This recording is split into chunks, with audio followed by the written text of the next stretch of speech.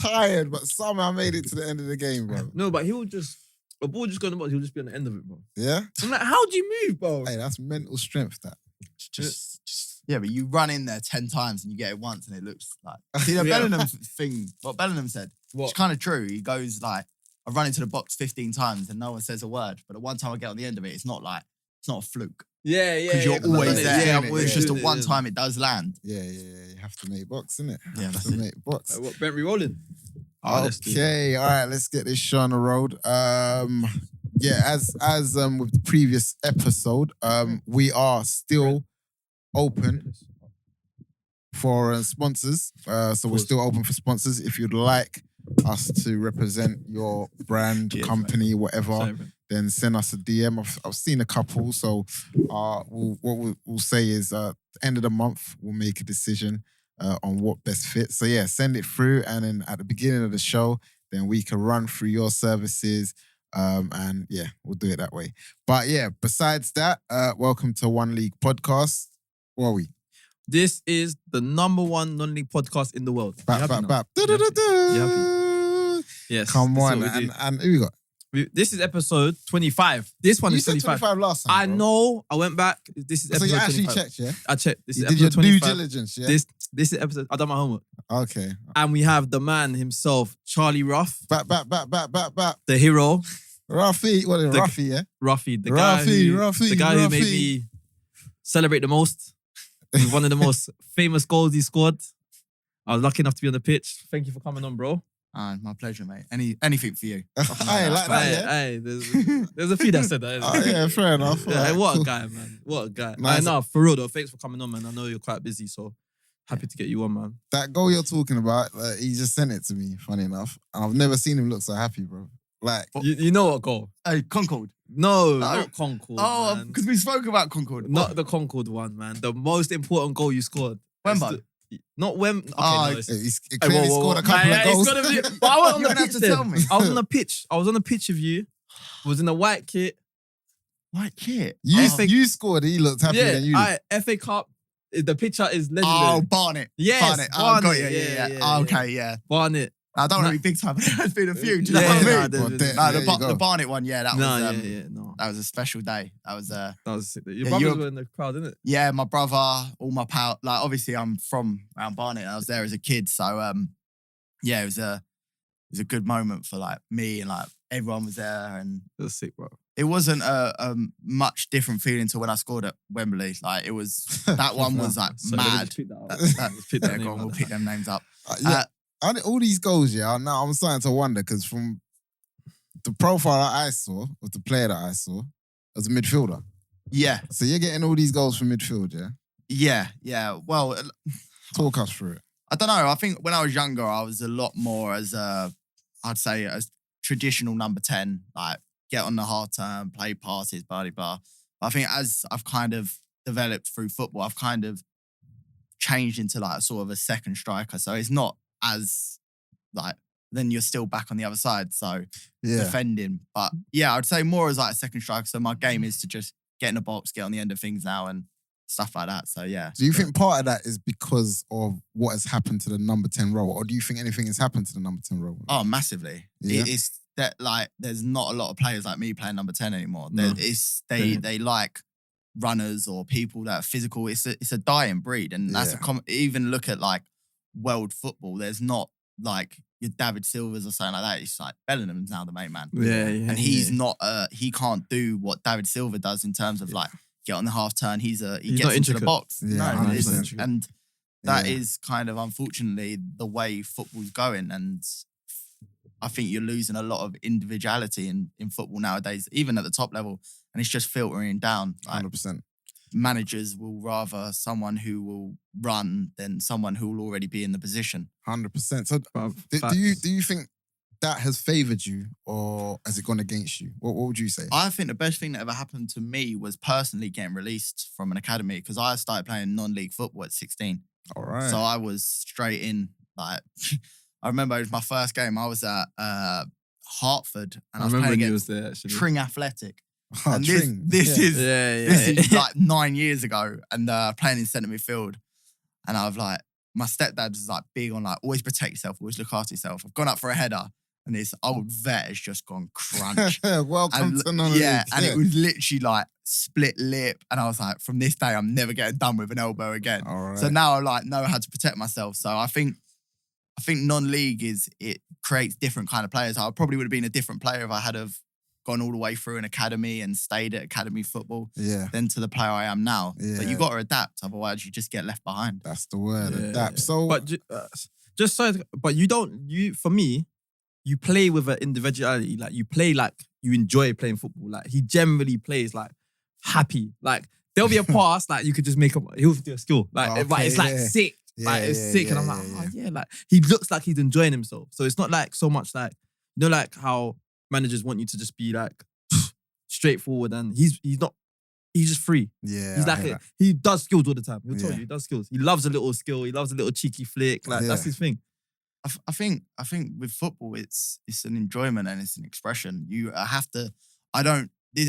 We'll probably get onto this later about like league and stuff, but that's why I've never probably progressed and gone on to where maybe some people think I should have been, because I've never had that love for the football in terms of like going to the gym and doing the right things. But I've always loved football. It's my happy place. It's where I feel most comfortable. But I love just making people enjoy coming. Yeah. So if someone walks away and goes, cool, like he's done something special, or I've watched this kid and he's done X, Y, and Z. But then also, as when I was younger, it was all that. Yeah. Like, but now I've added a little bit of like end product to my game where it's not just a trick. It's now a trick and a pass, or a trick and a goal. So that's what I've had to learn and adapt. That's important. So I was gonna say, based on what you said as well. So so you obviously love a trick. You look at football as an art form, and it kind of makes me think. And let's go back a little bit. Who were your kind of football players that you looked at growing up? I don't want to use the word idols as such, but who was it that you looked at? Do you know what? Like, I know everyone does a cheesy one, but probably like my brother. My brother was the first person that I like was there all the time. But my brother played non-league, so he played he was captain of Hertford. So like step four, like round about that. So I was always around like the non-league thing. And I think probably about 15 years ago when he was doing it, 15, 20 years ago, the players were so much better. I think like at that lower league, like you had boys that were playing in the middle of the park, they were doing tricks and stuff like that. And then as I started to get a bit older, obviously Joe Cole, being a Chelsea fan, like I love them sort of players. Or like I was at the game with Ronaldinho where he done the old toe punt against Chelsea. You were there, yeah? So like legendary. I think I like players that make you want to stay. And so I wouldn't say individuals, but I'd say more just anyone that was excited. Because I think that's what football should be. I think now it's so robotic. It's not fun anymore. Do you know what? Since you said that though, I can't get that picture of Joe Cole out of my head. Like you play similar. You play similar to like Joe Cole. Like, I'll take that. Yeah, nah, you play similar. At first I thought he was gonna say something like Lampard, because I know you're a Chelsea fan and that. Yeah. And then when you say Joe Cole, it makes sense. It actually makes sense. Well, that the Lampard thing is definitely like the timing of like running into the box. Yeah, I'd say that side of it, but actual like skills and stuff like that. Like I know you say I love a trick, but most of my things are all turns or quick feet to get out of things. Like I'm not like you 1v1 where I can go past people. That's not really my game. It's more like in tight spaces. Like manipulation. Like manipulate the ball. Yeah, I hear it. All right, so I'm just trying to think. So where did football really start for you then? Like you've mentioned your older brother, obviously he was an influence on you playing the game. But and you've mentioned that you grew up around like Barnet. Yeah. So what was the journey like? Where did you start? What were your aspirations? So like every kid want to be a professional footballer, don't you? Okay, so I started when I was really young. Like my mum and dad said before I was walking, I was trying to kick a ball. Like it was just one of them. I was one of them kids, and obviously having an older brother, you're always thrown in and you see. And I notice a lot with my nephews now because the younger ones are already looking better than the older ones because they're just watching. Yeah. So even when you think they're on a high chair or they're not paying attention, they're watching the older ones play. Yes. So I was lucky in that regard. And then I played for Whetstone Wanderers as a really young kid. So that was like 7. And I was doing like what everyone does. You're at Chelsea, you're at Tottenham, like doing all the academy things. Okay, at that age where you haven't committed to a club. Yeah, and And it never really like worked out fully until I was about 11. I think I got signed for Barnet. Okay. So I signed for Barnet and I was there all the way up to being a scholar. And like got released and didn't work out. Did they tell you why, or what did they tell you? So this is like the Jeremy Lynch thing, isn't it? They go, "Well, I was the best player at the club." Like, no, they said like technically you're really good, but it's just I was too small. So what happened at Barnet was they went 16s, but they scrapped the 18s. I think I remember when they done that, you know. And went straight to I 21s. remember when they did. Went straight to 21s. Yeah. And I was like, I'm not big now, but Yeah. I was diddy. I was a kid. Yeah. So I could have never, Yeah. ever in a million years took that step. It was like, and now you look back at it and you think, I would have never been able to do it. Yeah. But which even worse, I went into non-league football, which is worse than 21. That's what I'm thinking. It's strange, isn't it? So that is But then you did do that. You basically did do that. 100%. But Yeah. it was, and it was really weird that they'd done that. But Barnet, that age group that I was a part of was a very, very good age group. You had Ephraim Mason-Clark, Oh, he's gone Peterborough, isn't now he? playing for Peterborough. Yeah, You yeah. had a boy called Malachi who he was a striker. He got brought by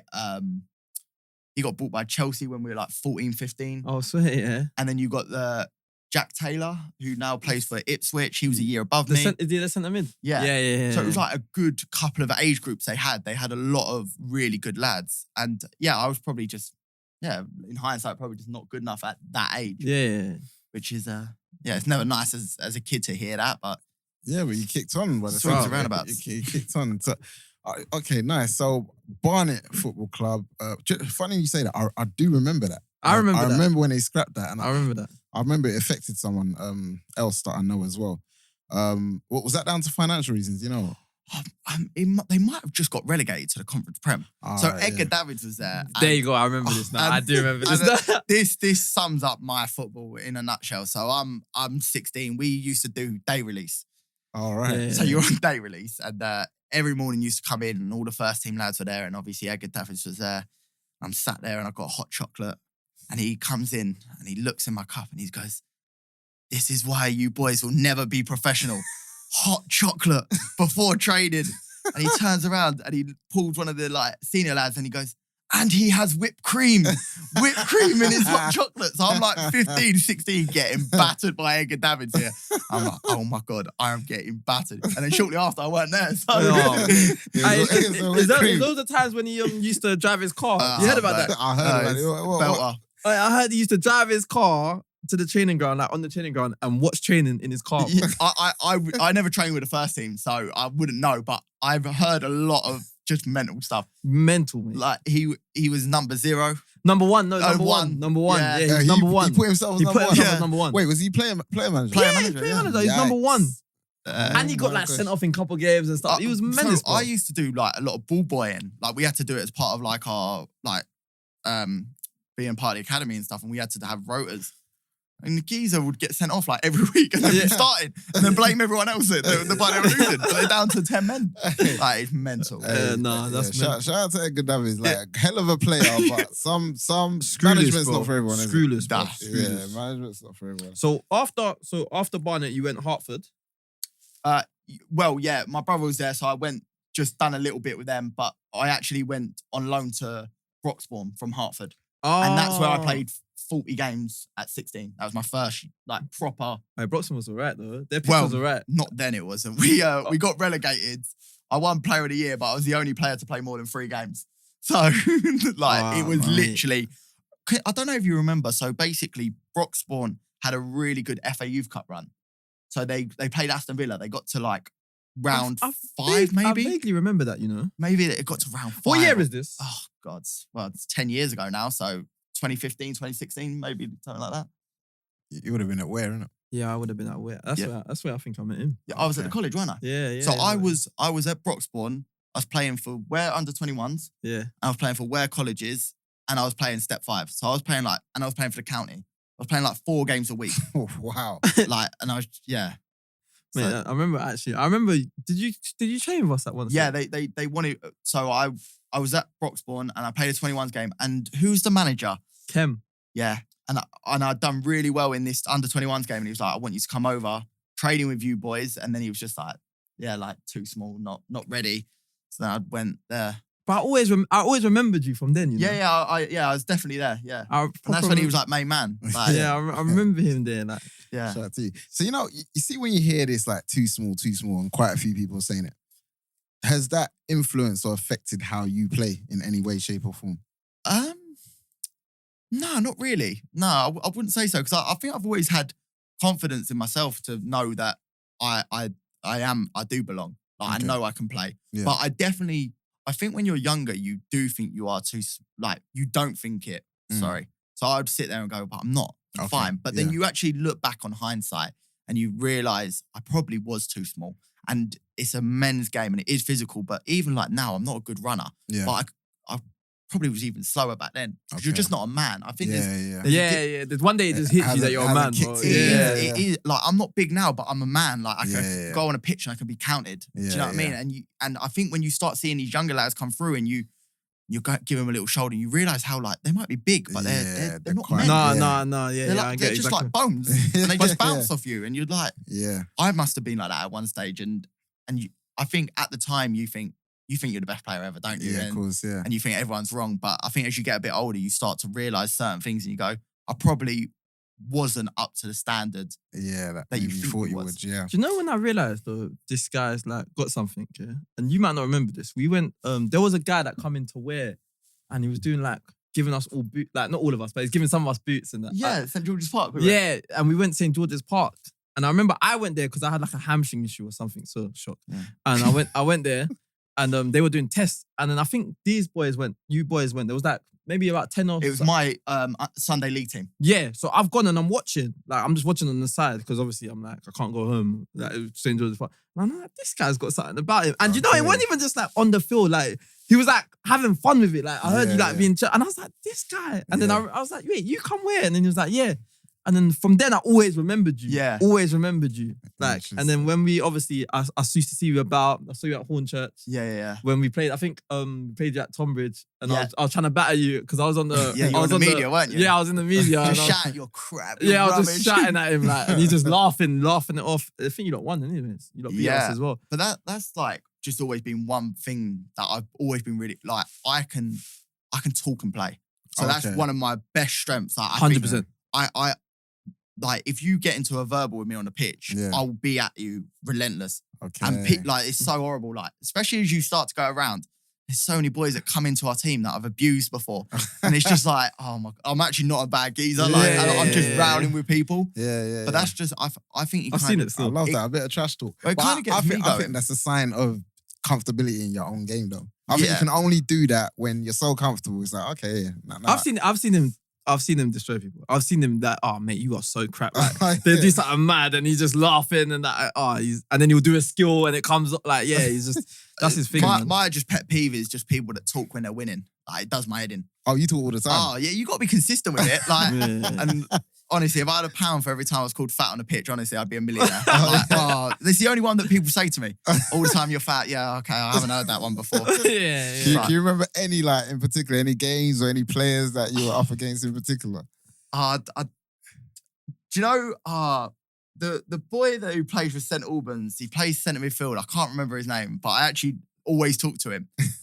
No, not St Albans. Sorry, he's gone to Eastbourne this year, but he's at Braintree last year. He plays centre midfield.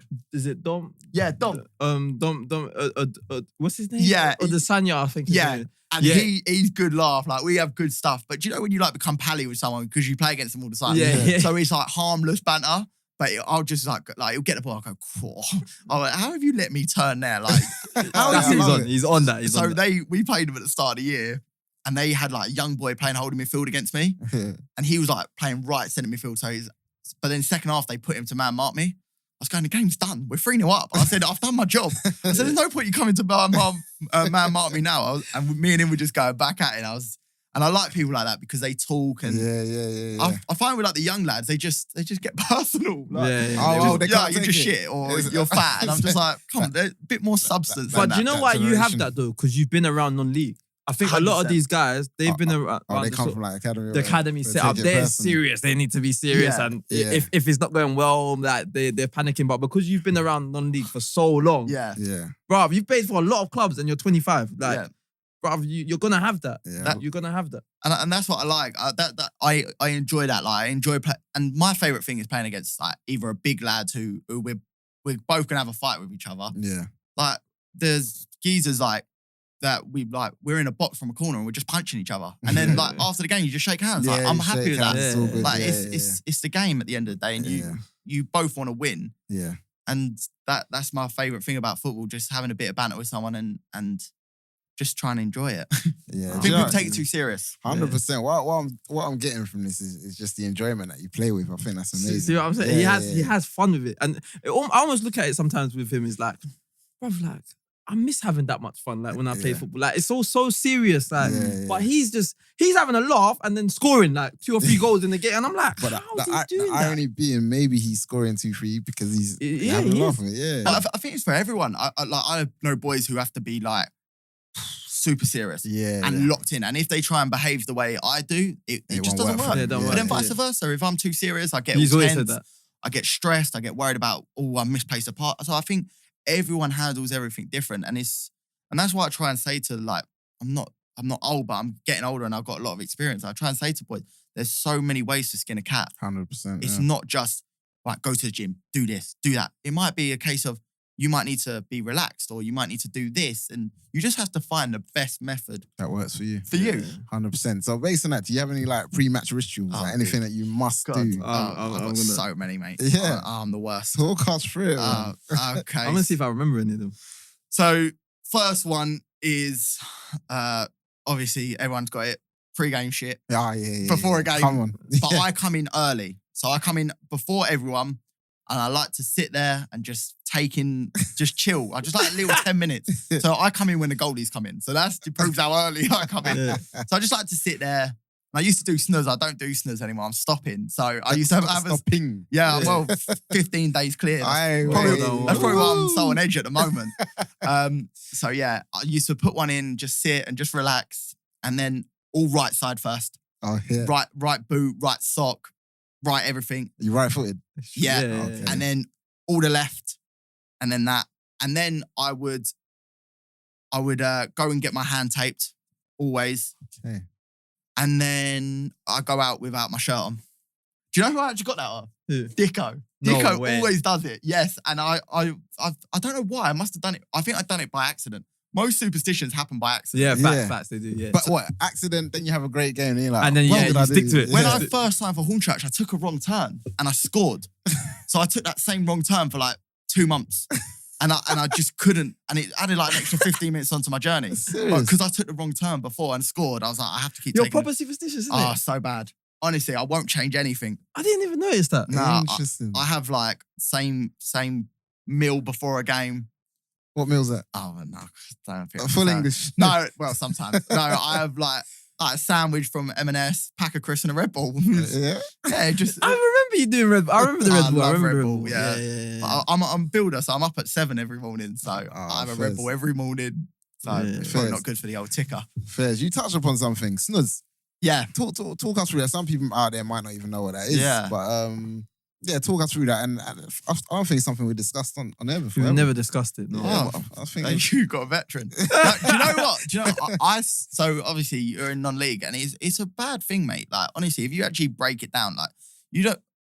What would you say? 60% of boys in non-league are doing it? Yeah. Maybe even more? Maybe more. Okay. And it's managers as well. Managers do it as well. It's so bad. Like, if you actually look into what's in it, like, and I'm not a health guy. Like, I like my beer. I like my food. Like, I'm not one of these guys that are on a health kick, but there's bad stuff in it. And so I was 18, I think, and one of the boys gave it to me. I was like, oh, I'll try that. And the worst thing ever happened to me. I wasn't sick.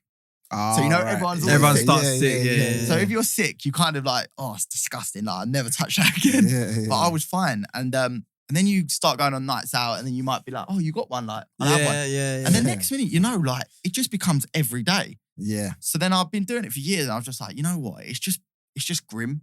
And you know what? You was doing Siberians as well, you know? Yeah. I remember Siberians. Oh, the strongest one. That's the one that ended. That's the one that ended someone's New Year's Day, bro. That's what made me never, ever. So Sibs, like when I used to get them, you used to have to get them from Sweden. But now they got them in corner Now they got shops. them everywhere, Oh, bro. swear. Now, And I think it's really, look, people are going to do what they want to do. There's worse things you could be doing. Yeah. But it is mad how like, and everyone's hooked on it. It's so addictive, mate. Trying to stop it's been really hard. I think what I find interesting is obviously like players play on it. Yeah. So what's it? loads What's of it like players play playing on it and not playing on it? What is it that it gives you? And then Have you ever played on it? Every first half, I've got one. It's just natural, man. It's like playing with chewing gum in your mouth. But do you think it enhances your game? Nah, it's not a performance enhancing drug. Do you know what I mean? Like, nah, it ain't helping no one. Do you know, I just maybe for nerves. Okay. If you get nervous, because it's tobacco, isn't it? Yeah. So it calms you. So maybe that's the only thing I could say. But no, I wouldn't say it helps. I think it just becomes the norm, doesn't it? Like, Yeah. and even boys that don't drink do it. Oh, Yeah. Because it kind of Loads of people do it. it kind of feels Yeah. like that's the thing that's allowed to be a bit naughty that you Yeah, kind of that do is the it. footballer's job, Yeah. basically. Yeah. It's a footballer's So job. even if you're super healthy, you might You might do a Yeah, snooze. yeah, You do a snooze. yeah. And I'll say I've done it loads of times. I've been on it, I've been off it. I'm not addicted though. That's the thing. So I can get on it and I can stop and whatever. But I've had people, like random people, when I'm out on a night out and it's in my pocket, Yeah. they've seen it in my pocket and they're like, Yeah. oh, can I have one of them? And I'm like, bro, how did you even see that? Like, They know so the shape, like it's a recognized thing. I Yeah, remember yeah. that with my super tight jeans, but yeah. Yeah. But what was I gonna say? What made you say nah, enough? Do you know? I don't know. It's just a bit grim, innit? Like your teeth and your breath starts to get a bit dry, and I was just like, you know what? It's just crap. Especially the ones you do. Yeah, and do you know what? It's like when you do something for so long, you don't even remember what feeling it gives you. Yeah, 100%. Like, it's You just, become it's numb just to it. crap, Yeah. really. And I was just like, you know what? I'm done. And I've been fighting like the first 3 days, honestly, mate. I was like, I don't know how people like heroin addicts and things like that. How the hell do they, mate? I was like catting, and I was like, just had to get past it. But I was like, it was all right because I wasn't going to football. The only time I struggle now is like at football when all the boys have got them. Because it's around you, isn't it? It's, It's like, around you. it's a routine. It's like anything bad. It's a routine. You have to try and break the cycle. Yeah. So yeah.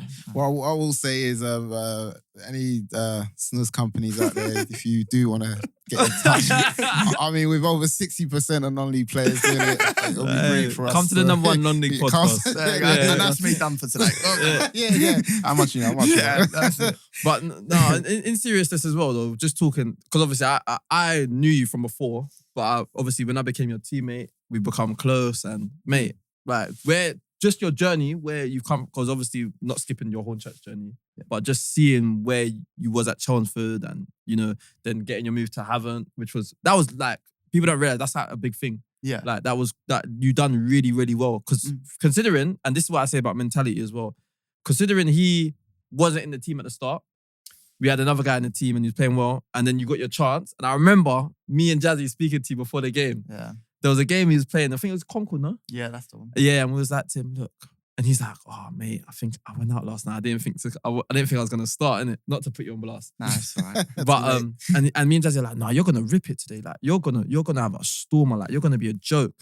And then I remember this guy scores the winner. He ran the show. It was a joke. It was a joke. So I saw. I don't know if you'd agree, but I just saw your game develop after that. Like 100%. I just say like you just every game I was like, this guy's gonna score.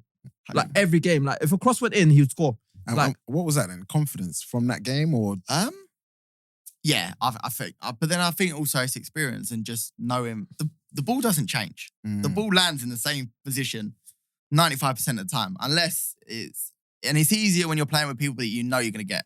You play a Kel, you know he's going to go down the line, he's going to deliver. You know what sort of ball he's going to deliver. So that's knowing who you're playing with and what they're going to provide.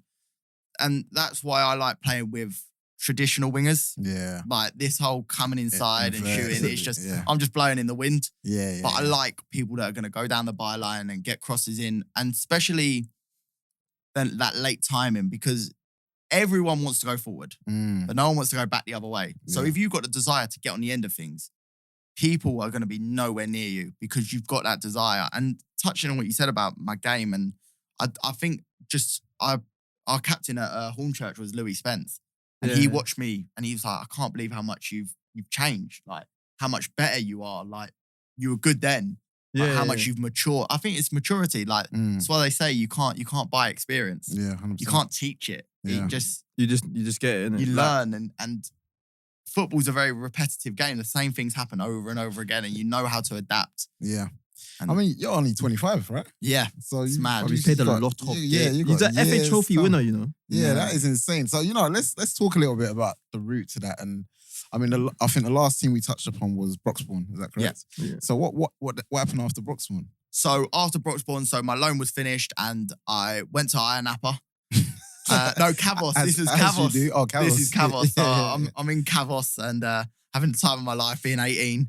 And the Hartford manager, a guy called Gavin Kelsey, really nice I know him, bloke. actually, Yeah, he's really good bloke. He's now Cockfosters manager. And he was just like to me, look, we played against you, and he was like, I want to bring you in. And like, I want you to be a part of our squad. So he was just signing every midfielder ever. And I was like, what have I done here? Like, I'm just going to either be on loan. We've gone into pre-season, and I had a stormer. Like, I was just, in pre-season, I was just mustard. Like, it was just, everything was working. And he then looked at me and just went, all right, I'm going to keep you a part of the squad. So first game of the season, I was named in the squad, and that was like a bit of a surprise. But come the last game of pre-season, I started. So I was like, from being like one of them 15-minute men, right at the end, in pre-season. Yeah. Where Things they change. you just come along and you get, and then my minutes just kept increasing. And then it was probably like 3 or 4 games in, they got promoted to step 4 and doing all right. And then we went to Malden Tittery. And this is when Malden were like Colchester. Yeah. Colchester, were sick. Malden, yeah. Okay. Like they were always good. They always had good young lads. And played my first game, and I scored on my debut. Oh, right. Come on. So scored, and we won 2-1.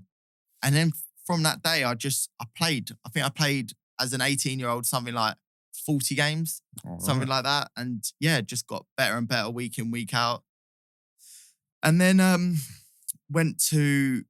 then this is me now being 19. I stayed at Hertford again, and England C come for me and said like, so this is basically, England C is the National League boys. Yeah. But we went out to the Falkland Islands, and they basically turned around and said, look, if you take the National League boys, you're going to whip them because they're not that great. So what they've done is they picked 15 or 16 of the lower league boys, but really good young lads. Okay. So we were all like 18, 19. All right. Who else? Yeah, I was thinking, who's the names in this? Trying to think who was in it. So it had, mate, honestly, I can't remember. I can't remember. Oh, like Sam Ashford, who played. That name sounds familiar. Yeah. I think he plays for Crawley or somewhere like that. All right. So it was like all like lower league boys, and no one's actually really got Step up. 4, sort of. Step 4, step 4, step 3. But it was like them sort of lads. So we went out to the Falkland Islands, and I'd done really well there. And then when I come back, I had Wingate and Finchley come in for me. Okay, so this is where I think I've noticed when you got a buzz, because I remember you at Hertford. Yeah. I remember hearing your name because we're in Hertford. They're like, that's like a big thing. Yeah. Like, big. And I used to hear this guy, and I was like, what this guy? Where like he switched sides? Like I didn't understand, didn't it? But and then I heard you at Wingate. So yeah, so Yeah. So went Wingate and was close to home. Yeah, right on my doorstep. And that was just like, so Glenn Little actually signed me. Do you know who Glenn Little is? That name sounds familiar, but I don't think I know. So my first ever game playing under Glenn Little. So we're playing, I think it might have been Horsham. No, Bognor Regis. Oh. But you remember Bognor back in the day? They used to bop it. Yeah. What? Like, oh my God. They were sick. So I've come in, I haven't even trained for them. I've started this first game and we're 0-0, and this Glenn Little, he's a professional, and he played in like the Prem, and he went, really good lads, really good stuff. And he goes, Ruffy can play. Ruffy's got a bit. And he went, but lads, we need to remember who we're playing here. We're playing Bognor Regis. He goes, builders, plumbers, accountants. He goes, just get after them. It's not like me. I was playing against Ronaldo at Old Trafford. He was going, Giggsy, chasing him. These guys aren't Giggsy. No, went, he's not giving them. it that one. But it was so casual how he said it. He went, it's not Cristiano Ronaldo. It's not Rooney. He's just dropping. He's like, that's not Keane in the middle of the park. Put a tackle in. And I got time for that though. I got a lot of time for and that. I've just sat there as like a beady-eyed 18-year-old, like, it's right. It's not Rooney. But it was just so big time, but funny at the same time. I love people like that though. Yeah, I but got time for he knows he's being big time, but it's not like a belittling big time. It's like you're saying it because it's funny. Yeah, it's funny. It's like Spiller. When you go like, I'm the best player in Spain. Yeah, He's like outside of Spain, and he's like, they're funny. I love them big time shouts. No, Spills was funny. Like David Brent from The Office, bro. Yeah. Yeah. So yeah, Wingate, and and that's kind of where, like you said, it kind of kicked off. But then I'd done really well in my first year, and we stayed up. I scored on the last day of the season to keep the team. We were 2-2. And this is probably where I was young and naive. I went to the manager, like, I went, do you want to like stay in this league? And he was like, well, yeah, obviously. I went, just bring me on then. I went, because I'm going to score. And that's where I was like, but that's kind of like a bit of like arrogance, but also I like telling myself things this. Yeah. Like even from corners, if you stand with me at a corner, I go, are you ready to celebrate? Because I'm going to score here. I think that's like kind of a way that I get. It more hypes you. It's for you. It's not for them. It's for you. 100%. And I was like, so I've come on and I've scored. Yeah. And we stayed in the league. And then he was like, I want to keep you. And I was like, all right. I was like 18, 19. I was like, yeah, sounds good. Went all the way through to pre-season. One day before the season starts, he goes, oh, we're getting in a new centre forward. A new centre forward, and we're using his budget. You're gone. All right. Just like that. Hey, football is like not even gave me a chance to sort out a team. Not even like, thank you. He went, you're gone. But wait, you kept them up. Yes, and this was the next year. And I had a lot of people that wanted me to go there, but like obviously I'm quite a loyal person, so I was like, no, you know what, I'm gonna stay there because I know it there, and the manager's selling me the dream. Yeah. And I was like, I'm gonna stay there. And then you know a guy called Dean Brennan? Yes, I do. Yeah. He managed Hemel. No, Dean Barker. I don't know Dean Barker. So. Who the hell is Dean Brennan's He was the Barnet manager. Yeah, he's the Barnet manager. No, yeah. Dean Barker. Sorry, he took me to Kings Langley. Oh, you played for Kings Langley as yes. well, yeah? So I went there for like 10 games, done really well, like was scoring. I think we were like second, and then he got the sack. And then the chairman was like, the chairman brought in this. He was like not assistant manager, but like a coach. But didn't do any coaching. It was like a really weird thing. And he sat there and he was like, first game, he bombed me. put me on the bench. I was like, cool. So it was an FA Cup game. I was on the bench and he brought me on. I think I scored and then we won the FA Cup game. All right. So I was like, look, a bit pissed off I weren't playing because I was playing every game and I was doing well. In your head, you're like, don't do that again. Yeah, I think this is the one-off. This is what I thought.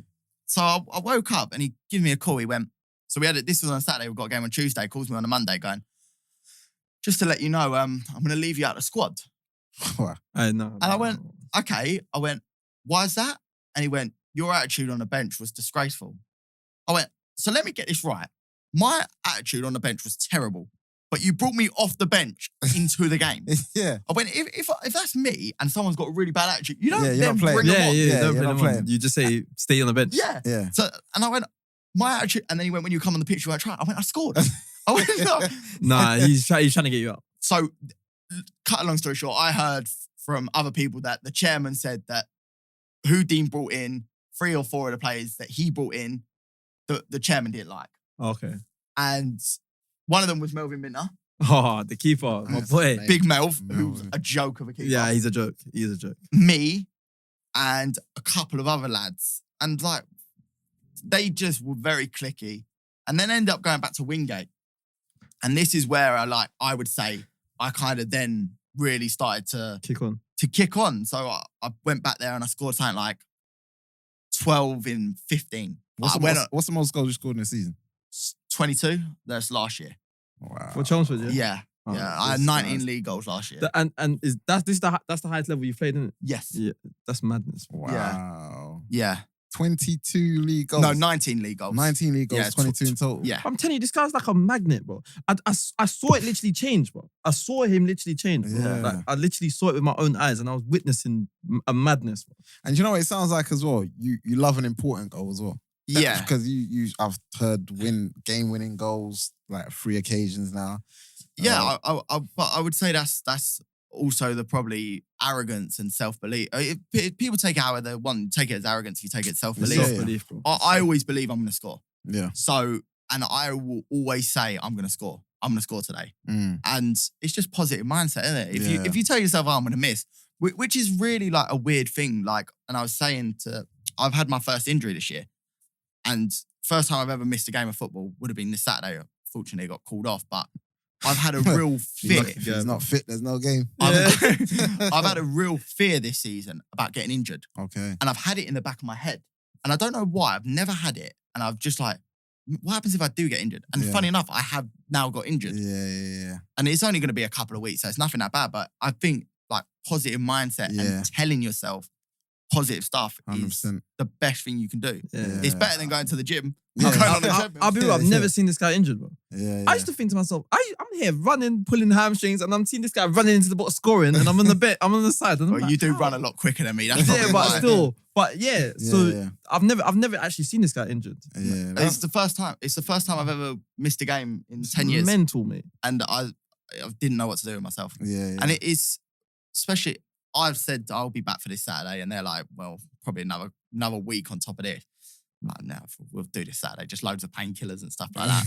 Yeah. But it's just, it's a weird thing. So yeah, I would say I do like important goals. And Yeah. That's a conversation I had with somebody. I can't remember who it was, but yeah, we were talking about some players score goals, but you look at the goals they score. It's always a third goal. Where they're going 3-0 up. Or what does that say about you as a character? Well, actually, if you're scoring the 1-0 to win the game or the equaliser, that's saying something different. And it's the opposition he's scoring against as well. Yeah. Like when especially the FA, you scored in the FA Trophy. Yeah. And then especially if we're talking about the FA Cup, the Barnet one, Aldershot. Aldershot as well that season. We were a joke that year. Yeah. And we was beating teams that were like leagues above us and stuff. And this guy's just popping out with goals. Wow. Yeah. I would say that's one of the we'll probably touch on it, but I'd say that's probably one of the biggest regrets leaving Chelmsford, I would say.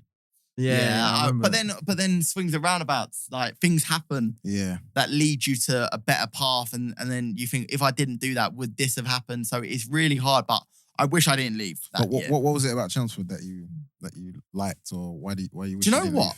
leave? I really brought into the lads, and I know it's such a cliche in football. Everyone goes, "Oh, the lads are great, the manager's great," but it was. Okay. That first year I was there, we had such a good group of boys. It was sick, man. And it's just good lads. Like no one's big time. No one's a knob. You look and you go into training and you're like, I don't actually mind being it, because football's a long, grueling season. You got to think. You see these lads 3 times a week. It's more than you probably see your missus or your friends or your mum or your dad or whatever. Like you see these boys a lot. So if you're surrounded by good people, it makes it a lot easier. Yeah. I'll be sorry to cut you. I'll be real. I used to love going in. Like It's honestly, enjoyable. like this guy would be chirping out, like bantering someone, and like and Chelmsford was actually really good. No club gives you food after training and stuff. Right. Chelmsford was giving you food after with desserts in it. Only when you win. We ain't had dessert for a long time this season, mate. Honestly, but it was decent. And like I said, I just saw this. I think Robbie Simpson, I give him credit. He was all about goals, innit? Because he's a striker. Yeah. He's like, if you didn't get across your man, if there's a cross coming in, you didn't get across your man, bro, he's fuming. He's switching. And he's got the highest shout ever. Mate, his shout is mad. And then I remember just watching this guy just buy into it straight away.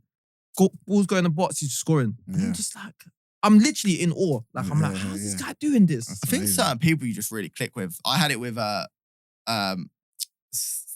Stimo at Hornchurch. Yeah. And then I also had it with Stimo at Chelmsford. Like both managers, I just like both of them from the get-go. Like everyone says like Stimo, like, I'm like his son. I'm like his son, because he'll like shout at me the most. Yeah. But then also like everyone says like I'm his favourite. But I don't see that. But like they'll go like he'll grill you. Like I'll be all the way across the other side of the pitch. You just hear Ruffy. Yeah. He'll go will you just start running? And I'm just like, fair enough. But it's like, it's never nasty or it's never horrible. It's always for the best. And, and a lot of his key principles that he believes in, I also believe in. So I think it's easy when you agree with a manager. Yeah, but you buy into the same values, isn't it? There's certain non-negotiables in football, and all his non-negotiables I agree with. Yeah. I think you have to work your bollocks off. It's a basic. Yeah. Even I hate running, but if you can't run, work smart, not hard. You know what I mean? Like if you don't want to run, you gotta do something. And like in terms of like having a beer after a game, he's all that, and he loves a team. All like we used to go for meals every or do something once a month. Yeah. I think it's really important. Like I agree with a lot of his principles. Yeah. That's why I think we got on really well. And we had like, if you look at the players that we had experience, we had like Trots. Oh, mate, this guy's like a Rolls Royce, bro. Yeah, he was good. I didn't see that guy sprint once. What, CB? Center, defensive mid. Yeah. Okay. But he just talked you through the game. He just had a knack of just landing on the ball all the time. It's like the ball just found it. Like, you know, you say when I get into the box, he had it where it's like in the middle of the pitch. Yeah. Honestly, it was a joke. He just like gravitational pull. Like, it just landed. That's him reading the game, to be fair. Nah, that's it. He was like, we had a good team. And there was no coincidence when we went on the runs that we did, the FA Cup runs and etc. And I remember, I think it was, did you play the second Barnet game, innit? When we brought them for the replay. And then the week after you was gone, innit? Yeah, that was it. And the week after you signed for Haven. Okay. But yeah, so I want to go into a Hornchurch, man. So I want to know even before that though, because obviously you had a great time at Chelmsford. I'm guessing the fans stuck to you. Yeah. Favourite. Did you have a song? Oh yeah, it's Charlie Ruff, Charlie Ruff. Yeah. I think they could do a bit more to me. Well, you wanted more lyrics, I've done quite a few things now, so maybe throwing about the goal at Barnet and then maybe I don't know. Maybe just adding a few words onto it. Please, never please. Nah. Yeah, look, when I was there, they loved me. And then obviously going away and leaving Haven in the way. But this is the thing, people love football and they love their clubs and they're biased. Yeah. And that's what it is. And people don't understand other people's reasoning for why they done what they did. I'd never been full-time. Yeah. I really wanted to go full-time and try that. Because I think if I never had done that, I would have never experienced that side of my life. I lived away from home for a couple of nights and that was something I'd never done. All right. And it was just a whole new, different life thing. And I realized so many things about myself and about life that I would have never experienced if I hadn't have gone there. Yeah. If that makes sense. Yeah, So it was an important step. So that's why I say I regret going because it didn't work out. But then also I don't because I learned so much about myself and about life and about football that it's different training in the morning, isn't it? It's weird, man. It's different. It's so weird. Like, I'm used to going to the CAF and then like being up a building site and now I'm like training. Yeah. It's like, you're right. It's a completely different life. And you have to love it. Yeah. Like I didn't love waking up and going to train. Yeah. I love waking up, going to work, coming, going 5-0s, scoring a couple of goals, going home. Yeah. I don't want to be working on shape for 2 hours on a Monday and then watching back our games. And then if I misplace a pass here, we're going to get every minor detail of it. Yeah. So I think it's just... Do you know what's mad about that as well is when he left Chelmsford, he went to Haven and we played them, and he only went and scored as well. Oh, swear he only went and scored, mate. Well, that's I was getting a lot. They were throwing like fake money on the pitch. And then when I would come on there, with like booing, go boo. But then I had a really good year last year back at Chelmsford, so I think it's all forgiven. It's all forgiven. So you obviously touched upon the fact that going full time and that was one of the main reasons you went. But was money a factor? Or? Do you know what? It actually did help, but it actually not more than working and playing. Yeah. Do you know what I mean? You did say that to me, actually. You did say that. It wasn't like a mental amount where I'm like, oh my God, I'm going to get weighed. It was actually because I generally believe at that time I was going to kick on. Yeah. And I was going to go into full time. And that's the journey that I thought I think I'd signed there when I was 23. So I think that's what I wanted my life to be. I wanted to go and be a professional footballer. Yeah. I wanted to do it. And that was the best avenue I felt at that time. But in hindsight, it probably wasn't. I was flying at Chelmsford. I probably would have had more chance of being a professional footballer if I had stayed there. Yeah. But so are you in part saying that actually you prefer it the way it is, where it's kind of part-time rather than... Oh, 1,000,000%. Really? Yeah, man. I believe that. For him. Interesting. I definitely believe that. For him. Yeah, professional football just doesn't appeal to me, man. Like, don't get me wrong, if I was playing in the Champ or the Prem and I was earning 150 grand a week, I reckon it would appeal to me. You'd make it appeal to you. Yeah, But League 2 and League 1, you've got to be the cream of the crop to you've got to work otherwise. Yeah. Regardless, once you're done with that football career, you still got to go into work. Yeah. Facts, man. And I would rather just live an honest life now, working and building up with our family company. And then when I do leave, it's not such a shock of going into work and going, oh my God, and now what do I do for work? Yeah. So I would say the last year and a half is the happiest I've been with football and work. It's a really good balance. It's funny that you touch on that because even me now at my age, a lot of my teammates or old teammates that like I've played with over the years, they're coming to me and they're like, bro, how are you a teacher? Like, how are you doing this job? How have you done this? And I'm like, because I got a degree. And they're like, oh, how long does that? They don't know. I've had teammates come to me and say like, what's the DBS? And they're like, bro, I've played, they don't have DBS in League 2 and League 1 and that. And I'm like, bro, that's normal. Like, this is normal thing. But like, they're in a bubble. And then when it's a shock when they come out of it. So it's funny that he's touched on that because bro, when they finish football, they don't know what to do with themselves. And they're not making enough to be able to like live off it. Reality hits home and it's mad. I totally agree with you. And I think you're spot on with what you're saying. And this is what I try. It's really important. Like obviously we had Skip, Dave Winfield, who is like the ultimate professional. The best captain I've ever had in my life. Facts. Like he was fantastic. He was excellent. And I've been blessed. I had another captain, Louis Spencer at Hornchurch, who was amazing. Them two are on par, both different qualities. But Dave was the ultimate professional. And he would tell you everything you wanted to hear to get you to be a professional footballer.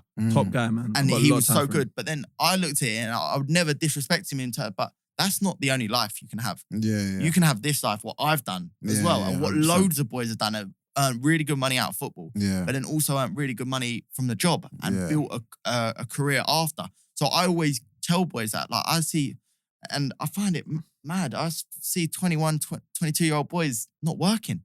Just playing football. Yeah, mate. It's mental. I'm It's like, mental. Bro. Why don't you build? Like and they're like, but I go gym. If you really want to do it, you can do both. Yeah, 100%. You can go gym, like early morning.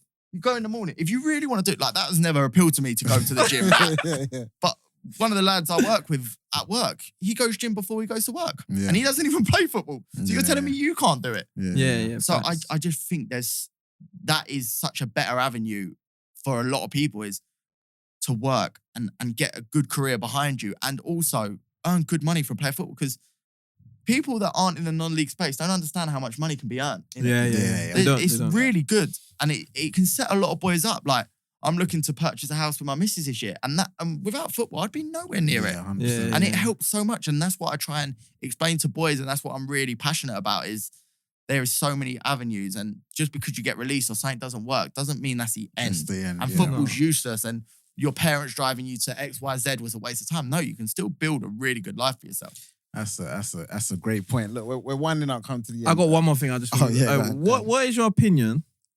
Because I saw something come out recently on Chelmsford and I saw it on Instagram and I was like, what the heck? I didn't see this day coming so soon. What's your opinion? How are you feeling about Simo leaving at the end of the season? I'm gutted, mate. Honestly, no, I'm gutted. Who leaving? Robbie Simpson. The manager. Oh, right. Yeah, I'm gutted. To be honest, he's told all the boys Saturday, but obviously because I was injured, I weren't there. It was up in Bath. He's told everyone. Yeah, mate, I was upset. Like when you've been with someone for 3 years now, I'm his vice captain. I come through as like a proper kid, like not knowing anything, and he's taught me so much. Not even just in football, as being a person and being accountable. And it's definitely something that you say about him. He teaches you how to be a man. And one thing he said to us the other day is just always live in the present, whatever you do. Whether you're at football, you're in the present. If you're with family, you're in the present. Don't let football worry you when you're with family. And it just really resonated. So yeah, I'm Devo, and I think what he's done for the club. When we were there, seventh was it? And they got playoffs. And the year before that, they were getting relegated.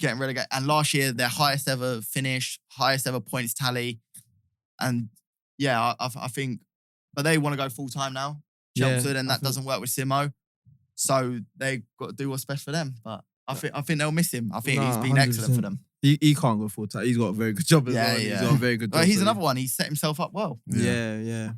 So if they do go full time, what are you doing? plead the fifth. I I don't know. Yeah. It's full time isn't in my plan, but things can change. It You never know depends. what happens. Yeah, fair. 100%. I'd We'll never leave say that- no to anything. We'll leave that open. Yeah. And based on that as well, what do you think the future holds? Like, what do you think? You could better 22 goals a season? I'd like to think so. Not this year. I've got 7 or 8. I think I've got 13 in all comps, but 7 in the league. I won't. It's a different team. I've got a different role this year. I'm more of the passer, then getting on the end of things. We play with 2 wingers that come inside. How many assists you got? Probably 8 or 9. Okay. So He gets stats. it's been a Stats. quiet season, but it's still been decent. it's Most people would take it, but I would. yeah. But for me, I would love to be one of these people that wins the Conference South every year. Just go to the best team and just win it every year. What do they call that? John Rooney. That's what he does in the conference, isn't it? Oh, is it? Every season he signs for someone like in Who's the gonna conference. win it? He's gonna win it, and he just wins it and comes back. Yeah, like the thing is, I love Chelmsford. I do really love Chelmsford. It's one of that and Hornchurch is like On par for you. yeah, but favourite I love Chelmsford and like the way they took me in. But if they do go full time, then that's obviously something that we're gonna have to talk about, and that's whether if a new manager comes in even wants me. If there's Yeah. There's many So- factors. at this point, I'm just gonna enjoy the rest of the season and go from there. We're doing quick fires. Yeah, let's end with one touch finish. And this is just basically where we shoot quick fire questions at you. Yep.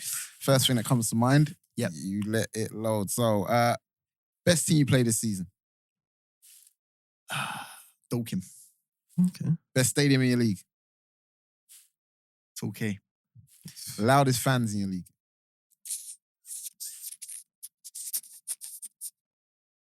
Chelmsford away, Chelmo away are good. No, they're mad. They're good You away saw from the home. bar. You saw the thing. Yeah, Chelmo are man. good away from home. What boots you wear? I don't know. Got some beat up ones. They're about 50 quid. Just some Adidas ones. I don't know. Couldn't tell you. I love that. I think you were Preds, by the way. Yeah, maybe. Hardest opponent you faced this season? Individual player Individual. that you've come up against? I didn't directly play against him, but probably that Charlie Carter who played for Dorking. Oh, okay. He played like as a striker, but he was the one that I thought, yeah, you're He decent. stood out, yeah. Yeah, you're a good player. Socks high or low? Hi, Gloves on or off? on. You training trackies or not? Yes. Shock. Yeah. Favorite ever teammate? Don't worry about me, mate. You ain't got to say me. Yeah. Don't worry. I'll do that. Favorite to play with? I would probably say Chris Dixon. Okay. As a striker and me playing behind him, pause. But I loved Playing it. behind Dico. Yeah, he pause. was. That's a mad pause, though. he was quality. He's so intelligent. He runs and he was quick, and we just worked well together.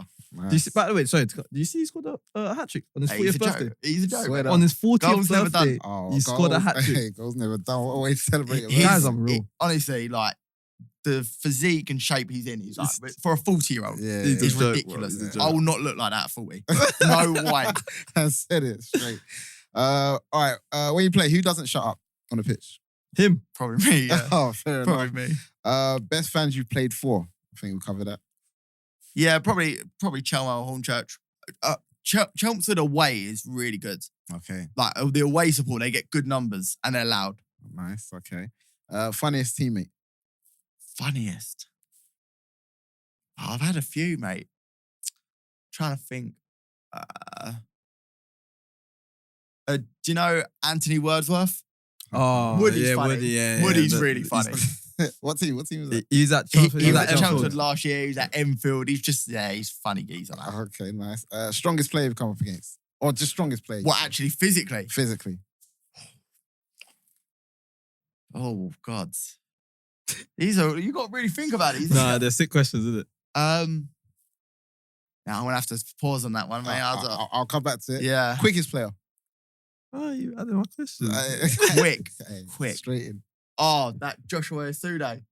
Oh, what, Have the you- one that's at hashtag? He played for Whittam against us in the mate. He is so quick. If I had that pace, I'd be in the Prem. No, he's rapid. he He's is rapid. fine. No. He's like a car, bro. Mate, he is. Is that electric. hashtag, isn't he? Yes. Yeah. He is Unbelievable. electrically quick. Joshua, what's his name? I see that. I thought you were going to say Anthony Jeffrey, you know? Who's that? The one that's at, he was at Billericay. Yeah. Oh, was that the one at Ebbsfleet? Yes, yeah. The winger. Was he actually? Was he? Oh, there was No, one at winger. At everything. Is that Amari Hutchinson? Amari. I know which one you're talking about. He's He's small. Yes, and he was rapid as Yeah, well. yeah, It could yeah. be him. Okay. Yeah, but that Joshua Suna, he's quick. Worst pitch you've ever played on? Oh God, you got to think I've come from bottom of the pyramid as well. So these are a bad one. Couple to choose from. Broxbourne was a bad one when I was there back in the day, like at one point. And then you got like Tilbury, like places like that. It's like Tring. honking. Is it Tring? Tring, yeah, like just all bobbly. Best pitch you played on? Wembo. Yeah. Wembley. How do you get it? You can't get better. Yeah, Can't Wembley. get better. And last but not least, favourite goal you've ever scored? The Wembley goal. The Wembley goal? Was it to win the... Nah, that was to put us 1-0. Okay. You didn't talk about the FA Trophy No. Cup. No, touch upon that really quickly. Yeah, it was. We went up. You probably heard it all from Dicko anyway. He gave a full story about it. Yeah, he did, yeah. But yeah, it was. The final was like probably arguably the best day of my life. Like it was incredible. Like I had all my family there. I don't think I was sober for about 2 weeks after that because we won the FA Trophy and then the next week Chelsea won the Champions League. Oh, So that 2 weeks I was just out. Yeah. You want to go out? Yes. And then we were just coming out of COVID as well. Yeah, So things yeah. were starting to open up. So everyone was out anyway. All right, yeah. And yeah, that was but the goal was like, it's a long throw. It's just, this is what I mean about like, I believed I was going to score. Yeah. And it was just like, if you see the goal back, it's just like perfect the way it's fallen, like long throw. Their geezers headed it, it's hit the bar, it's come all the way down. And I'm just at the back post with a free header. Just ready, and just tapped in. And I just think like certain moments there's luck, but you make your own luck. Yeah. So I think me believing that I was going to score that day, and I said it, like me and Dicko were on the bench and he probably said, we were like, we're going to come on and win this game for us. Yeah. Because we just had that belief and we were like, when we were 1-0 down, we're like, we haven't gone through all these rounds Yeah. being the underdogs to lose. Like no one ever loses on them underdog stories. Yeah. It's like a 100%. film. You wouldn't 100%, write a yeah. film and then have the team losing the final. Like it was Yeah. that much of an underdog story that we're like, we're going to win. Yeah. Do you ever visualize like before games? Like, Yeah, but I normally visualize really good goals. And it just never really happened. Like, I might be sitting there thinking, oh, I'm going to cut in here and wrap one in the top corner. And then the goal is That's literally funny, just man. like rolled in off my shin. So I do, yeah. I think of like little passes that I might play or yeah. like the night before. Yeah. Fair enough. All right. Yeah. We usually end on gems. I'll be honest. You dropped quite a few gems. You got a wise head on your young shoulders. To be honest, yeah. Surprisingly, but is there a lasting gem that you'd like to leave us with? In terms of what? In terms of like For a young player wise coming words up, of wisdom that you can impart. Whatever I said, do the complete opposite. If you want to be a professional footballer, no, I just say if let me think about the way to put this. One, not always the best players get through. You got to understand that there is some good players that it just didn't work out for whatever reason. I don't personally believe if you're good enough, they'll find you. Because I don't personally believe that. Because I've played against boys who I think you are way too good to be playing non-league and you've never played in a league or vice versa. Yeah. And I think there's luck and things, but always set yourself up to do the best you can. Yeah. That's terms of your preparation of things that work for you. And just because you're 19, 20 and you're earning 300 quid a week playing non-league doesn't mean that you can't go and have a job and double what you're earning and put that into other stuff. Yeah. Football will always be there for 10 years, but after that it's done. Yeah. And you need something to fall back on. So that's the most important thing I'd say is make sure you set yourself up after football. Love It's only that. short. We have to end on that. Yeah. That was amazing. All right, that's it. We're out one league. Thanks for coming, man. One league. One league. Pleasure. Cheers. Hey, amazing. It's okay if we get a picture. Hey. Get the chance.